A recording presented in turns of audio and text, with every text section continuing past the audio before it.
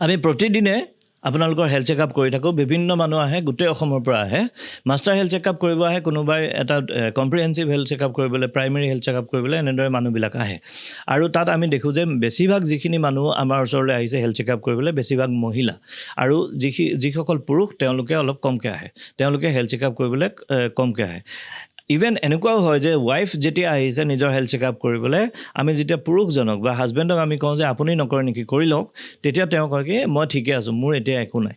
বা বহুতে এনেকুৱাও কয় যে মই এতিয়া নকৰোঁ, কাৰণ কিবা এটা ওলাব লাগিলে মোৰ দিগদাৰী হৈ যাব।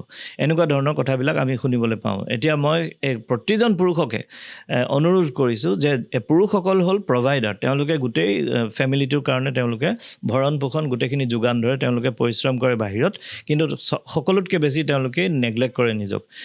তেওঁলোকে সকলোকে দিব, তেওঁ ৱাইফক লৈ আহিব, ল'ৰা ছোৱালীক লৈ আহিব, মাক দেউতাকক লৈ আহিব, সকলোৰে হেল্থ চেকআপৰ পইচা দিব, কিন্তু নিজৰটো খৰচ নকৰে। সেইটো মানে তেওঁৰ উপায় নাই, তেওঁ কাৰণ প্ৰভাইডাৰ, তেওঁ সকলোকে দিবলৈ থাকে। মই বুজি পাওঁ এইবিলাক, কিন্তু আমাৰ ওচৰত একদম কম খৰচী 1000 বা 2000 টকাৰ হেল্থ চেকআপো আছে। কমচে কম এনেকুৱা এটা হেল্থ চেকআপো যদি আপুনি কৰিলে আপুনি নিজৰ বিষয়ে গম পাব।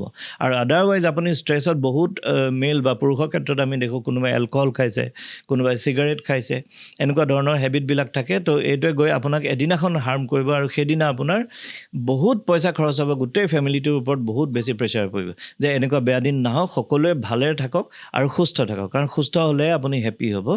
যে পুৰুষসকলৰ কাৰণে বিশেষ অনুৰোধ যে আপোনালোকে প্ৰত্যেকে আহি, যদিহে 30 বছৰ ওপৰ হৈছে তেতিয়াহ'লে আপোনালোকে আহি হেল্থ চেকআপ কৰিবলৈ নেপাহৰিব।